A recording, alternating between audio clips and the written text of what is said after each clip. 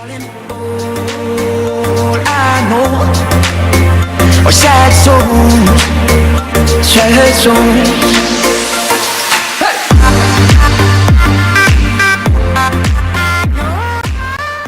Hello tout le monde, c'est Sky Angel, bienvenue. Alors cette fois-ci, je vais faire pas une critique, mais plutôt un top 10 de mes films Disney préférés. Oui, je sais, encore Disney, mais je vous assure, ça sera sur moi cette fois-ci, ce sera la dernière fois que j'en parle. Je pourrais en reparler plus tard, peut-être, mais vraiment là, pour pas trop abuser, c'est la dernière fois que j'en parle. C'est parce que c'est ma période Disney, voilà. Donc, on va commencer tout de suite ce top 10. Attention, let's go.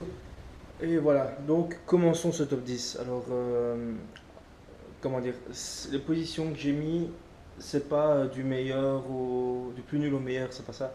C'est disons le scénario, par rapport au scénario, euh, voilà, c'est un top 10 par rapport au choix scénaristique, enfin vraiment, la profondeur de l'histoire, voilà.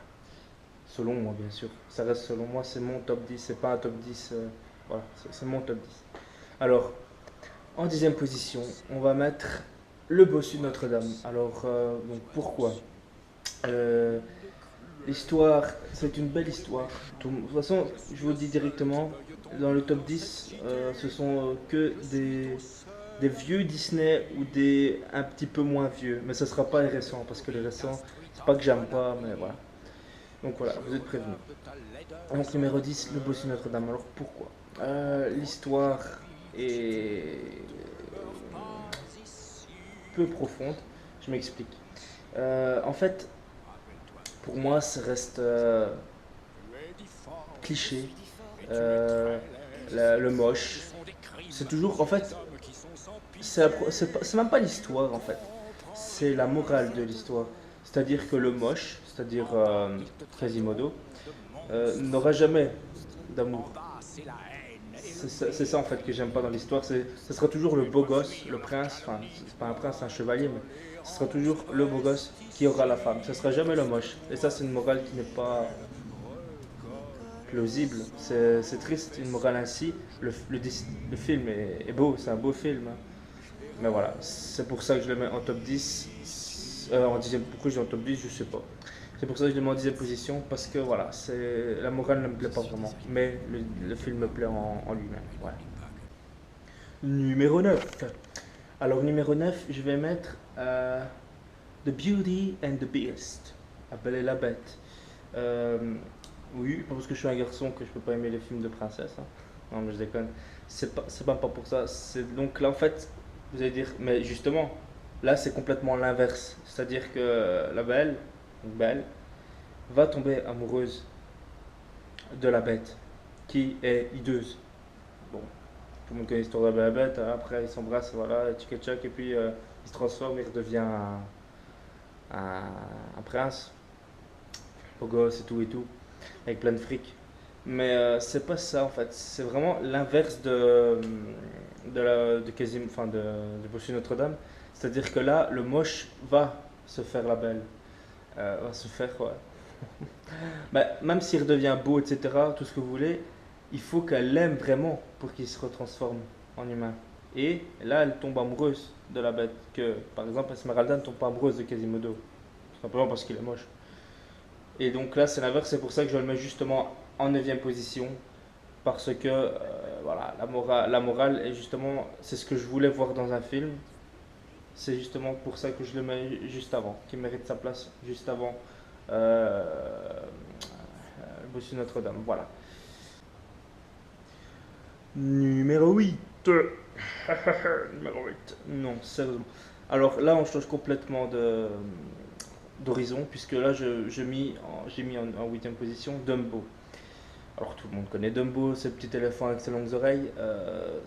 Là, je l'ai mis simplement parce que, en fait, déjà, l'histoire je sais pas comment on dit, c'est un truc comme ça. Mais moi, parce que, voilà, c'est un petit éléphant, il est tout seul, il va évoluer au fil de la. De toute façon, je spoil rien du tout, vous connaissez Dumbo. il va évoluer au fil de l'aventure, il va rencontrer des mauvaises personnes, des bonnes personnes. Mais voilà, c'est le dénouement, parce qu'à la fin, il trouve sa maman, voilà, il apprend à voler avec ses longues oreilles, il arrive à en faire quelque chose. C'est ça qui fait que cette morale-là est bien, parce que on découvre que, voilà, de beau, même ses longues oreilles, ils peuvent servir à quelque chose. Tout au long du film, il veut savoir à quoi ça sert, et ben voilà, il apprend à la fin à servir de ses oreilles. Et donc, c'est ça que je le mets en 8e position, aussi, parce que c'est un de mes Disney préférés, tout simplement. Voilà. Numéro 7. Donc, numéro 7. Pourquoi j'ai mis en numéro 7 Aladdin. Aladdin. Tout simplement parce que, en fait, Aladdin, déjà, c'est pas un Disney qui m'attire particulièrement. C'est parce que voilà, quand on est enfant, on regarde un peu tous les Disney, et quand j'étais petit, j'aimais bien. Mais le héros, Aladdin, n'est pas un héros qui m'attire vraiment. Bon, je vous ai dit, je ne l'aimais pas parce que c'est mon top 10 préféré ou quoi, c'est en fonction du scénario. C'est parce que le scénario est très, très, très, très, très. On sait pas, il est profond. C'est-à-dire que, déjà de base, le méchant, donc Jafar, euh, veut détrôner le père de Yasmine, qui lui-même est déjà méchant. Je m'explique, il pense qu'à l'argent, etc. Comment dire, il a l'avarice, voilà. Je sais plus parler. Déjà, lui, il a un vice, voilà. Et en général, les bons, les gentils dans les films Disney sont toujours parfaits, etc. Lui, il a déjà un vice de base, ce qui fait que c'est pas forcément. Ça rentre pas, ça, voilà. C'est pas normal. Et Aladdin ne m'attire pas vraiment parce que voilà, l'humour, etc. Bon, oui, voilà, il est pas riche, etc. Puis il va épouser voilà, il est amoureux d'une princesse qu'il trouve beau, etc. etc., etc. Voilà, c'est cliché, mais le scénario est quand même profond. Et donc, c'est pour ça que je le mets en numéro 7. Number 6. Alors là, je mets donc en numéro 6 Mulan. Euh, donc, Mulan, déjà parce que j'adore l'Asie, voilà. J'adore tout ce qui se rapporte à l'Asie. Mais c'est vraiment le fait que c'est une époque qui n'est pas forcément évidente à mettre en dessin animé. Voilà. Faire un film là-dessus, enfin, vous allez me dire après, quand on a le métier, on en sait dans le sang, etc. Mais de mon point de vue, je trouve que c'est pas forcément facile à faire. Et donc Mulan, pourquoi Mulan? Euh, le scénario est très profond dans le sens que déjà c'est une fille qui va se déguiser en homme pour aller aider son peuple à combattre les Huns. Euh, c'est profond. Comment dire, ça met sa place avant les autres simplement parce que je trouve que là c'est vraiment bien travaillé. Le fait je dirais même, moi j'aurais jamais imaginé le fait qu'elle se transforme, qu'elle s'occupe pour devenir un homme, quoi, fasse tout pour devenir un homme pour aider son peuple. Et donc ça change du fait que la femme c'est celle qui doit nettoyer, la femme c'est celle qui fait ci, c'est celle qui fait là, que les hommes eux ils font que ça, la femme n'a pas à faire ça, non. Ça coupe les stéréotypes de la femme et ça je trouve que c'est vraiment un beau film qui met en scène ça, quoi. Et ils ont vraiment bien géré ça, donc c'est pour ça que je le mets en numéro 6. Numéro 5.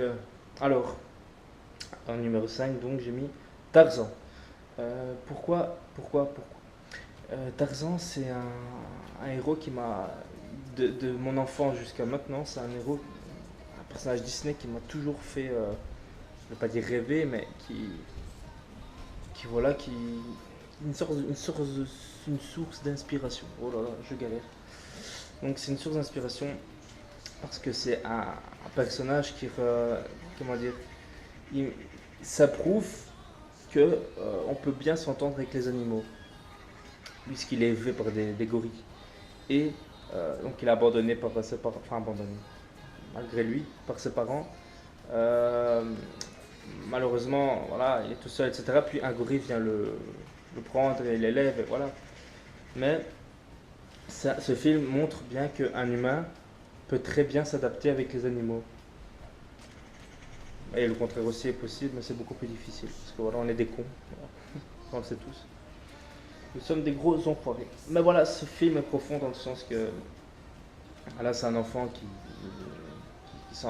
devient un homme gorille, entre guillemets, et qui s'entend bien dans la jungle, qui sait se battre, voilà, etc., etc. Le fait qu'après les colons viennent, il s'entend, malgré qu'il est primitif, Tarzan est un homme primitif, il arrive à s'entendre avec Jane, etc., etc., etc. Ça reste un moins, bon, c'est encore cliché parce qu'elle tombe amoureuse de machin, mais bon, en même temps c'est Disney. Mais voilà, la profondeur du scénario me le fait mettre en numéro 5 tout simplement parce que c'est un film que j'aime, que j'adore et que j'aimerais toujours. Voilà. Alors, en numéro 4, j'ai mis Cusco, l'empereur mégalo. Bon, vous allez me dire après, là le scénario est pas très profond, j'avoue, mais c'est surtout l'histoire en fait. C'est l'évolution des personnages que je vais mettre en numéro 4. Parce qu'à la base, Cusco est, voilà, c'est le nombril du monde, il s'en fout des autres, il pense qu'à lui, etc. Puis il y a Pacha, si je dis pas de conneries, je sais plus son nom, je pense que c'est ça. Qui lui est la joie, etc., qui est généreux et voilà, qui pense un peu à tout le monde. Deux caractères complètement différents qui va faire que ils vont s'allier. Enfin, un grand mot, mais au début ils se détestent, etc. Et après ils vont s'allier. Bah, après, je veux dire pourquoi je trouve que le scénario est peu profond. Déjà, le fait qu'on prenne une potion magique qui se transforme en lama, etc., je trouve ça un peu. Bon, à la base c'est pour le tuer, mais bon, il se trompe. Déjà, je trouve ça un peu ridicule. Ça, voilà, je trouve que c'est un manque d'idée, d'originalité. Mais il se transforme en quelque chose qui ne veut pas être. C'est pour ça aussi. Et après, le fait que ces deux caractères qui sont complètement différents, mais au fur et à mesure, même si Cusco joue des tours à Pacha, qu'après il va se rendre compte de ses conneries, mais c'est ça qui fait que je le mets en numéro 4, parce que c'est vraiment un film magnifique. Et donc, malgré leur. Donc, comme je l'ai dit, malgré leur différence de caractère, ils vont quand même à la fin devenir amis. Et Cusco changera complètement de mentalité. Et voilà, c'est ça qui fait la magie de ce film. Voilà. Numéro 3. Alors, qu'est-ce que j'ai mis en numéro 3? J'ai mis Pinocchio. Déjà parce que c'est vraiment le Disney qui m'a marqué. Enfin, c'est un des gros Disney qui m'a marqué. C'est un des premiers aussi. Disons qu'en fait, c'est vraiment. Là, il n'y a pas de princesse ou quoi que ce soit. C'est vraiment le personnage. Tout est centré sur Pinocchio. Et euh, l'histoire, le scénario est profond dans le sens où il est tout seul, il est livré à lui-même. Enfin, il a Geppetto, etc. Mais Dominique Riquet. Mais il est livré à lui-même dans le sens où il est naïf. C'est un enfant, il est naïf. Il se fait avoir par des méchants qui veulent juste profiter de lui pour se faire de l'argent. Et ça montre une image de notre société qu'on profite souvent des faibles pour en faire du profit. Et, euh, et voilà, qu'il va se faire influencer, etc. Mais malgré tout, grâce à son ami, Jiminy Cricket, il va réussir à s'en sortir. Et même Geppetto va venir l'aider. Et c'est ça qui fait la magie de ce Disney-là, c'est que quand on aime quelqu'un, on ferait tout pour lui et on irait jusqu'au bout du monde. Ce que fait Geppetto, puisqu'il cherche après son bien-aimé Pinocchio, c'est normal.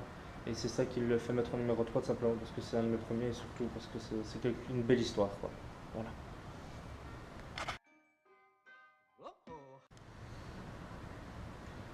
Numéro 2. Alors là, ça n'a pas été difficile de le mettre au numéro 2. J'ai mis Roxy Rookie. Déjà, ce film-là, je le place sans difficulté dans les Disney les plus émouvants qui ont jamais été faits. C'est vraiment c'est vraiment l'histoire qui m'a vraiment m'a fait pleurer quoi. Déjà Rox qui a enfin sa mère ne sait pas quoi faire de lui parce qu'elle est chassée, alors elle le cache un peu comme Bambi au tout début et et elle se fait tirer dessus. Enfin, tout ça c'est caché, mais juste le son, etc., ça met des frissons, quoi. Et donc il va se faire recueillir par des animaux. Enfin, ils vont l'aider à se faire recueillir par la fermière. Et un petit peu après, donc il va voir le chien, Rookie, qui va arriver. Ils vont devenir amis. Malheureusement, la profondeur de ce scénario, c'est simplement que déjà Rock c'est un renard, Rookie c'est un chien de chasse. C'est deux animaux qui c'est une proie et un prédateur. Ils sont censés ne pas s'aimer. C'est comme ça, c'est la chaîne alimentaire. Et malgré ça, bon, ils vont rester amis jusqu'au moment qu'il va y avoir des péripéties. Voilà, c'est Disney, c'est un film. Mais tout au long, il va y avoir une certaine haine entre eux parce que voilà, c'est comme ça, c'est Disney qui le veut, c'est le film. Mais malgré tout, jusqu'à la fin, l'amitié va vaincre la haine. Et quand Rox est sur le point de se faire tuer par le chasseur, ben, Rookie le protège, tout simplement parce que c'est son ami. Et, euh, et donc le chasseur, on croit qu'il a vraiment mauvais fond, parce qu'on le déteste tout au long du film, c'est le méchant, quoi. Mais non, parce que même le chasseur, à la fin, il arrive à... Enfin, il a pitié, quoi. Son chien lui dit non, ne le tue pas, quoi. Il lui fait comprendre. Et le chasseur montre qu'il n'a pas un si mauvais fond. Et donc voilà, quoi. C'est ça qui fait la profondeur du scénario, c'est réussir à mettre deux qui sont censés saillir et qui sont amis en fait. Parce que quand on est enfant, ça explique bien que quand on est enfant, la pureté, et quand on n'est pas ni bien ni mal. C'est juste en grandissant qu'on change. Et ça, ce film l'explique très très bien. Voilà. Numéro Ichi. Ah. Alors, La Reine des Neiges. Voilà, c'est tout. Non, je déconne. Pas Reine des Neiges, j'aime pas. Sans déconner, ça peut peut-être surprendre certains, mais j'ai jamais vu. Enfin, je connais, hein, mais j'ai jamais vu le film, quoi. Ça m'attire pas, en fait. Alors, qu'est-ce que je peux dire? Pourquoi? Qu'est-ce que je vais mettre en numéro 1? Ah ben, sans surprise, pour certains d'entre vous. Excusez-moi, j'ai le hockey. Sans surprise, Le Roi Lion. Alors, Le Roi Lion, c'est le Disney, c'est l'incontournable. Tout le monde l'a vu, tout le monde le revoit, et tout le monde le regardera toujours. C'est le Disney qui ne vieillit pas.